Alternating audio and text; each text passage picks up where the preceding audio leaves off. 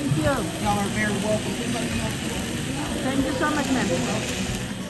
अस्सलामुअलैकुम my YouTube family, welcome to my new vlog. कैसे हैं आप सब लोग। तो व्लॉग शुरू करते हैं जिस दुआ के साथ कि अल्लाह करे आज हम सबका दिन बहुत अच्छा गुजरे और अल्लाह ताला की रहमत व फजल के साथ हो। तो सीन कुछ ऐसा है कि अभी मैंने स्टार्ट किया था नाश्ता बनाने से और आज मैं बना रही थी ओट्स। जो है वो ये बहुत हेल्दी होते हैं हमारी हार्ट के लिए और हमारे जो है ब्लड फ्लो जो बॉडी में होता है उसके लिए, चिकनाहट को दूर करते हैं, वेट लॉस में बहुत हेल्प करते हैं और स्किन के लिए भी बहुत अच्छे होते हैं। तो मैंने उसके साथ ऐड कर लिए थे थोड़े से ड्राई फ्रूट्स जिसमें बादाम थे, किशमिश और था पिस्ता। वो नहीं थे जो होते हैं अखरोट या पिकान्स, वो मुझे बहुत पसंद है लेकिन घर पे थे नहीं तो फ़िलहाल मैंने यही डाली है। फ्रेश फ्रूट्स डालने का मेरा बिल्कुल मूड नहीं था, जैसे बेरीज़ वगैरह का भी बहुत अच्छा कम्बिनेशन बनता है ओट्स के साथ, लेकिन मैंने आज ड्राई फ्रूट्स के साथ ही जो है इसको बनाया था। और इसमें मैंने शुगर बिल्कुल भी ऐड नहीं किया था, मैंने इसके अंदर जो है हनी डाला था बनाने के बाद। और ये मैंने अपनी पानी की बोतल जो है इसको भर के रख लिया था क्योंकि मुझे ये बोतल पूरी फिनिश करनी थी ताकि मेरा पानी का इंटेक जो है वो बैलेंस रहे, वरना मैं बहुत कम पानी पीती हूँ which is not good for health. और यहाँ पे मैं थोड़ा सा डाल रही थी दालचीनी का पाउडर, मैंने लाइक डैश किया था उसके ऊपर क्योंकि दालचीनी भी हमारे ब्लड प्रेशर को बैलेंस करने में और हमारी मतलब ओवरऑल बॉडी के लिए बहुत अच्छी होती है। तो ये थोड़ी थोड़ी चीज़ें जो है ना इनकॉर्पोरेट करते रहना चाहिए अपनी डेली डाइट में ताकि आप जो हैं सेफ़ और हेल्थी रहें हर लिहाज से। तो ये सुबह की बिल्कुल अर्ली मॉर्निंग की पिक्चर थी, बच्चों का नाश्ता वाश्ता बनाया। तो उसके बाद मैंने सोचा मैं आपके साथ शेयर करती हूँ कि मेरी स्किन केयर रूटीन क्या होती है। दो I am not really very much perfect in doing all that stuff, लेकिन मैं कोशिश करती हूँ कि थोड़ा बहुत जो है ना अपना ख्याल रखा जाए। तो मैंने ये कुछ चीज़ें रखी हुई हैं अपने बाथरूम के अंदर जो मैं यूज़ करती हूँ। मतलब मॉर्निंग के अंदर ये होता है कि ये जो ये जैसे सेटाफिल है ये मैं अमूमन रात को यूज़ करती हूँ।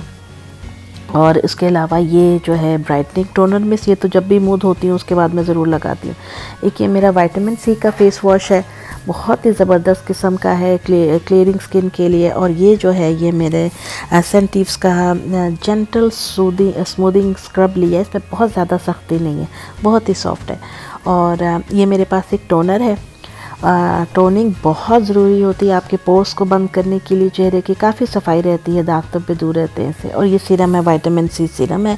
और इसके अलावा जो ये साथ में है ये मेरी डे क्रीम है विटामिन सी की, और ये विद हाइलुरोनिक एसिड है। और ये जो दो है ये नाइट क्रीम्स हैं। और कभी मैं एक दिन एक यूज़ करती हूँ, अगले दिन दूसरी लॉरियल की यूज़ करती हूँ। तो both of them are so good. और ये लॉरियल वाली की तो खुशबू भी बहुत कमाल की है। तो जो है क्या कहते हैं विटामिन सी का, अच्छा ये मैंने अर्के गुलाब डाल के रखा हुआ स्प्रे में। Whenever I like to do spray on my face I use it. और ये जी पोर परफेक्टिंग टोनर है, लेकिन इससे मैं गर्दन वगैरह साफ़ करती हूँ ताकि जो काले निशान पड़ जाते हैं ना चेन वगैरह पहनने से वो दूर हो रहे हैं इससे। तो ये बहुत अच्छा ज़बरदस्त चीज़ है। तो ऐसा है कि थोड़ा सा अपने स्किन का ख्याल भी करना चाहिए। हम लोग बिल्कुल ही घर के कामों में छोड़ देते हैं, जिसकी वजह से ये होता है कि आहिस्ता आहिस्ता जो हमारी स्किन है ना वो ख़राब होने लगती है। और जैसे जैसे हमारी उम्र बढ़ रही होती है, हम मज़ीद मेच्योरिटी की तरफ जा रहे होते हैं, तो हमारी स्किन के अंदर वो इलास्टिसिटी और वो जो ख़ुद से खूबसूरती और चमक होती है ना वो नहीं रहती है। तो फिर उसको मेंटेन करना पड़ता है, बहुत ज़रूरी होता है।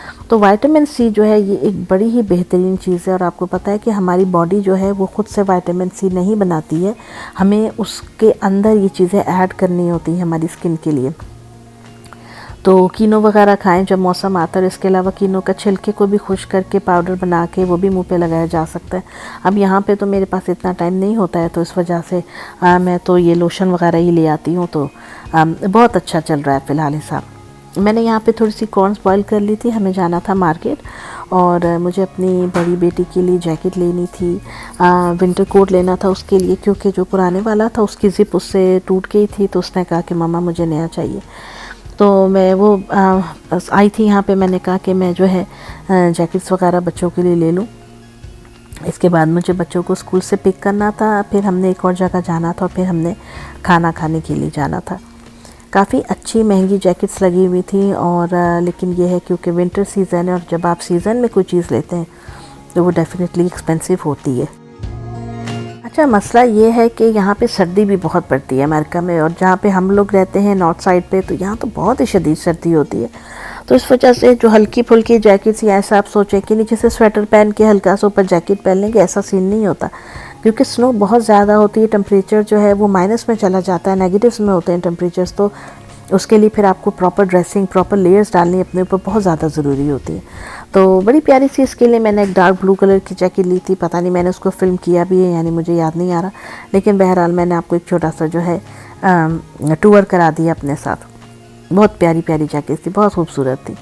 और फिर उसके बाद ये होता है कि बच्चों का साइज़ भी माशाल्लाह ये एडल्ट में से स्मॉल साइज़ मेरी बेटी का आता है, अब ये किड्स का नहीं लेती है, माशाल्लाह लंबी हो गई है।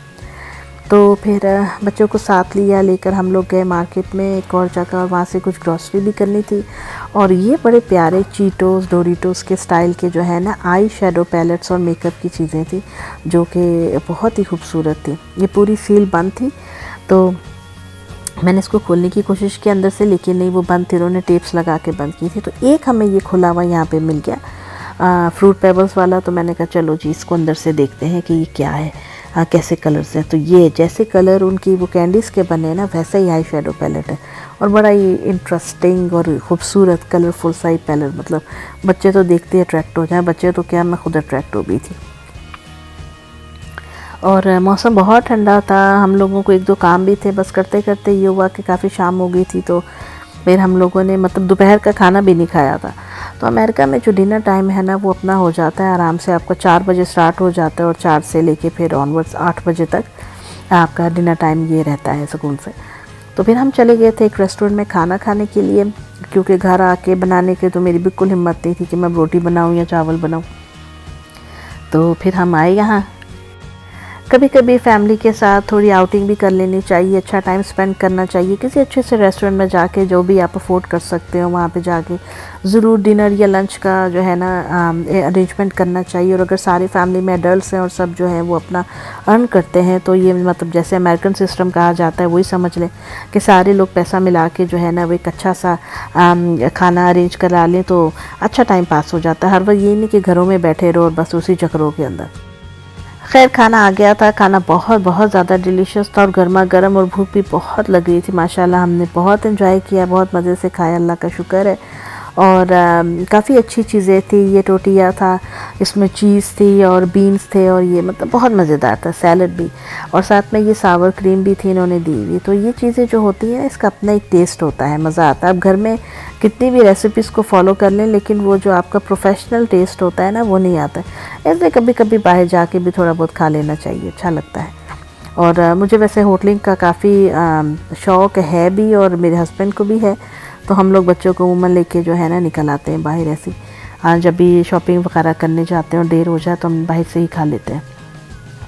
चटनियाँ बहुत मज़ेदार थी, सालसा टाइप था, साथ लीमू। ये टोटिया थे मैक्सिकन रोटियाँ समझ लें आप। ये तो मैदे की थी, वरना ये कॉर्न की भी बनाते हैं।